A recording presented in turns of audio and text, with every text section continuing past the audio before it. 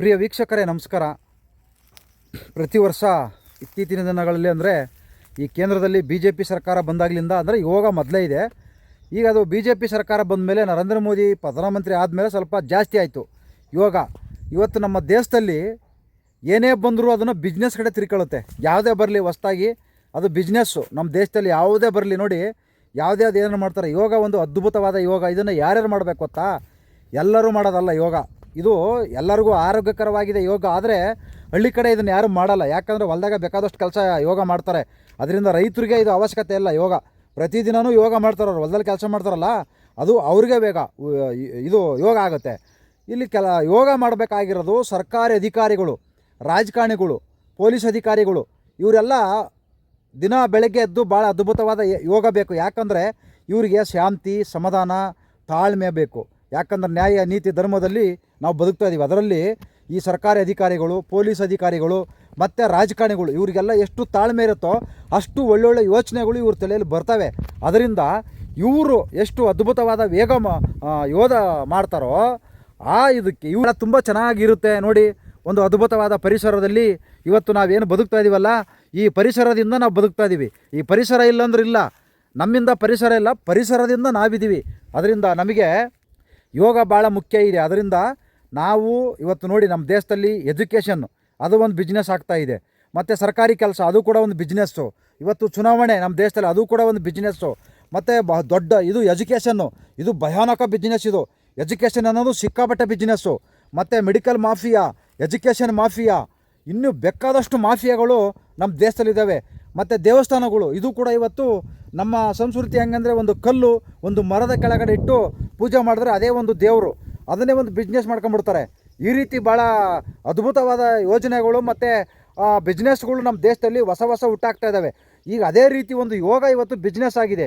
ಇದು ಯೋಗ ಕೂಡ ಒಂದು ಬಿಸ್ನೆಸ್, ಭಾಳ ಅದ್ಭುತವಾದ ಬಿಸ್ನೆಸ್ಸು. ಯಾಕಂದರೆ ಇದು ಸಿಟಿಲಿ ಜಾಸ್ತಿ. ಸಿಟಿಲಿ ಶ್ರೀಮಂತರು ಏನು ಮಾಡೋದು, ಕೆಲಸ ಮಾಡಲ್ವಲ್ಲ, ಕೈಗೊಂದು ಕಾಲ್ಗೊಂದು ಕೆಲಸಕ್ಕೆ ಇಟ್ಕೊಂಡಿರ್ತಾರೆ. ಕಸ ಹೊಡಿಯೋಕ್ಕೊಬ್ಬರು, ಪಾತ್ರೆ ತೊಳೆಯೋಕ್ಕೊಬ್ಬರು, ಬಟ್ಟೆ ಒಗೆಯೋಕ್ಕೊಬ್ಬರು, ಅವ್ರು ಬೆನ್ನು ತಿಕ್ಕೋಕ್ಕೊಬ್ಬರು ಕೆಲಸಕ್ಕೆ ಇಟ್ಕೊಂಡಿರ್ತಾರೆ. ಅವ್ರು ಏನೂ ಕೆಲಸ ಮಾಡಲ್ಲ. ಊಟ ಮಾಡೋದು, ಮಲ್ಕೊಳ್ಳೋದು, ಬೆಳಗ್ಗೆ ಎದ್ದು ಬಾತ್ರೂಮ್ ಹೋಗೋದು, ಇಷ್ಟು ಬಿಟ್ಟರೆ ಬೇರೆ ಏನೂ ಕೆಲಸ ಮಾಡಲ್ಲ. ಅವರಿಗೆ ಯೋಗ ಮುಖ್ಯ ಆಗಿದೆ.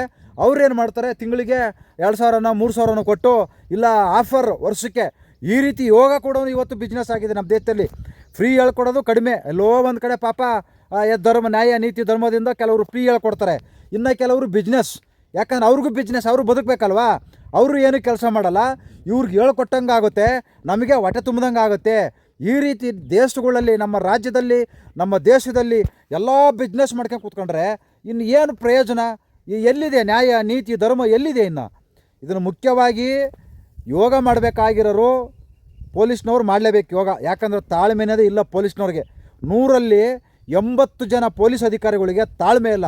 ಏನು ಸ್ಟೇಷನ್ಗೆ ಹೋಗ್ತಿದ್ದಂಗೆ ಬಂದ ನೋಡಿ, ಅವನು ಬಂದ ನೋಡು, ಇವನು ಬರೀ ಅಂಥ ನನ್ನ ಮಗ, ಇಂಥ ನನ್ನ ಮಗ, ಅಂಥ ಮಗ, ಇಂಥ ಮಗ, ಬರೀ ಇವೇ ಬೈಯೋದು. ಮತ್ತು ಸಂಚಾರಿ ಪೊಲೀಸ್ನವರು ನೀವು ಕೂಡ ಅಷ್ಟೇ ಭಯಾನಕ ಯೋಗ ಮಾಡಬೇಕು. ನೀವು ದಿನ ಬೆಳಗ್ಗೆ 1 ಗಂಟೆ ಯೋಗ ಮಾಡಿದ್ರು ಕೂಡ ಅದು ಕಡಿಮೆನೇ ನಿಮಗೆ, ಗೊತ್ತಾಯ್ತಾ? ಯೋಗ ಮಾಡಿದ್ರೆ ತಾಳ್ಮೆ, ಶಾಂತಿ ಸಿಕ್ಕಾಪಟ್ಟೆ ಇರುತ್ತೆ. ಒಳ್ಳೊಳ್ಳೆ ಯೋಚನೆಗಳೂ ಬರ್ತವೆ. ನೀವು ಸಂಚಾರಿ ಪೊಲೀಸ್ನವರು ಮತ್ತು ಕ್ರೈಮ್ ಪೊಲೀಸ್ನವರು ಯೋಗ ಮಾಡಲೇಬೇಕು ನೀವು. ಆಮೇಲೆ ಈ ಸಿಟ್ಟಿರೋ ರಾಜಕಾರಣಿಗಳು ಸಿಕ್ಕಾಪಟ್ಟೆ ಕೋಪ, ಯಾರ ಬಡವರು ಹೋದರೆ ಹೈ ಹೋಗಾಚ ಕಡೆ ಹೈ ಅಂತ ಈ ಥರ ಬೆಳ್ಕೊಂತೀರಲ್ಲವ, ನೀವು ಕೂಡ ಯೋಗ ಮಾಡಬೇಕು. ನಿಮಗೂ ಕೂಡ ಶಾಂತಿ, ತಾಳ್ಮೆ ಅಷ್ಟೇ ಮುಖ್ಯ ಇರುತ್ತೆ. ನೀವು ಕೂಡ ಯೋಗ ಮಾಡಬೇಕು. ಆದರೆ ಇದನ್ನು ಬಿಸ್ನೆಸ್ ಮಾಡೋಕ್ಕೆ ಹೋಗಬೇಡಿ ರಾಜಕಾರಣಿಗಳು. ಆಲ್ರೆಡಿ ರಾಜಕಾರಣಿಗಳು ದೊಡ್ಡ ಎಜುಕೇಷನ್ ಫುಲ್ ಇಡೀ ಭಾರತ ದೇಶದಲ್ಲಿ ಅಂದರೆ ಫುಲ್ ಎಜುಕೇಷನ್ ಒಂದು ಬಿಸ್ನೆಸ್ ಆಗಿಬಿಟ್ಟೈತೆ ನಮ್ಮ ದೇಶದಲ್ಲಿ. ಮೆಡಿಕಲ್ ಮಾಫಿಯಾ, ಭೂ ಮಾಫಿಯಾ, ಎಲ್ಲ ಮಾಫಿಯಾ ಶುರು ಮಾಡಿಬಿಟ್ಟೈತೆ. ನೀವಂತೂ ಖಂಡಿತವಾಗಿ ನಿಮಗೇನು ಮಾಡೋಕ್ಕೆ ಏನು ಕೆಲಸ ಇರಲ್ವಲ್ಲ, 1 ಅವರಲ್ಲ 2 ಅವರು ಯೋಗ, ಶಾಂತಿ ಎಲ್ಲ ಮಾಡ್ಕೋಬೇಕು ನೀವೆಲ್ಲ ರಾಜಕಾರಣಿಗಳು.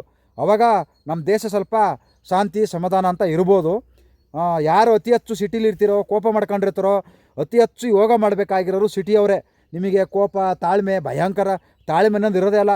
ಎಲ್ಲಿಗಾರ ಹೋಗ್ಬೇಕಾರೆ ಸಿಗ್ನಲ್ ಬಿದ್ದಿರ್ತತೆ, ಅಂತಂದು ಹೇಳ್ಬಿಟ್ಟಂಗೆ ತಲೆ ಕಲ್ಲೆಲ್ಲ ಕಚ್ಕೊಂತಿರ್ತೀರಿ.